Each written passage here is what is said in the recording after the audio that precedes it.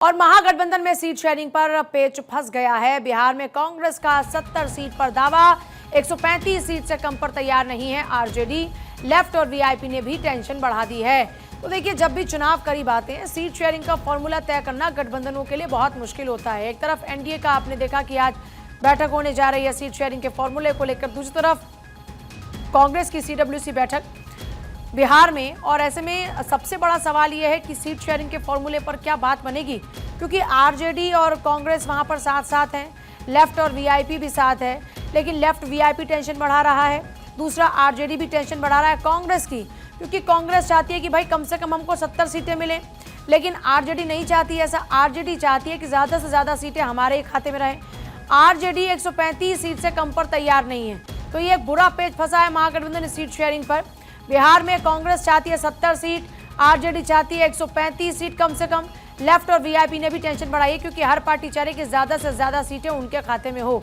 लेकिन कांग्रेस भी चाहती है कि 70 सीटों पर वो अपने उम्मीदवारों को चुनावी मैदान में उतारें।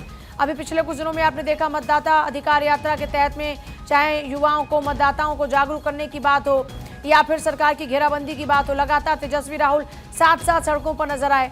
लेकिन दूसरी तरफ एक संदेश ये भी है कि अब आगे आखिरकार क्या होगा।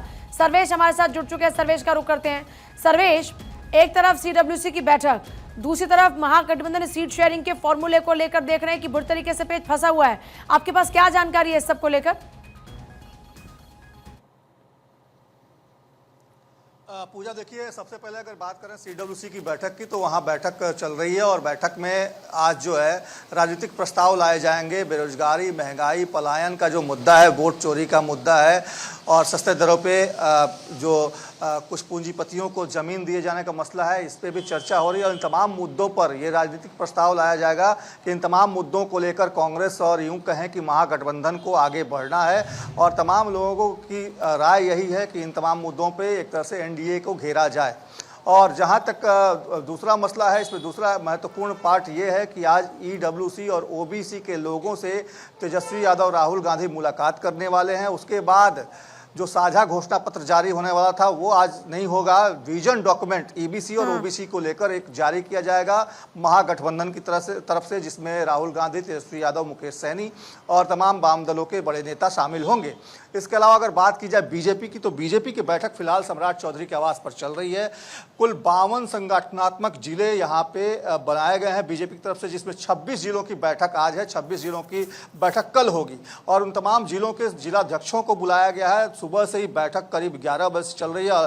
कुल 7 चरणों में बैठक होनी है, शाम तक ये बैठक चलेगी। अलग अलग चरणों में अलग अलग जिलों के लोगों को बुलाकर उनसे बातचीत की जा रही है, फीडबैक लिया जा रहा है, उम्मीदवारों के दावेदारी को लेकर बातचीत की जा रही है। इसके अलावा किस तरीके से जो टास्क दिए गए थे बीजेपी की तरफ से जिलाध्यक्षों को, तमाम जो पार्टी के नेता हैं, उन्होंने किस तरीके से उस टास्क पे अमल किया है, बूथ मेरा बूथ सबसे मजबूत का जो नारा है उस पर कितनी सफलता मिल पाई, इन तमाम चीज़ों का आकलन एक तरह से कहा जाए तो पूरा मंथन हो रहा है। क्योंकि 27 सितंबर को अमित शाह पटना आने वाले हैं, 3 जिलों में उनकी रैलियां भी होनी है। उसके बाद शाम को पटना पहुंचेंगे, पटना में बड़ी बैठक उनकी होनी है। और माना जा रहा है कि सीट शेयरिंग का फार्मूला उस दिन फिक्स कर लिया जाएगा और उस दिन उस पर मुहर लग जाएगी। तो एक तरह से कहा जाए कि उसके पहले ये कवायद की जा रही है, ताकि दावेदारी किसकी कितनी प्रबल है इसकी जानकारी मुहैया हो सके, ताकि उम्मीदवारों के नाम का चयन करने में आसानी हो। तो इन तमाम पहलुओं को लेकर फिलहाल बैठक चल रही है। पूजा, बहुत शुक्रिया आपका फिलहाल पूरी जानकारी के लिए।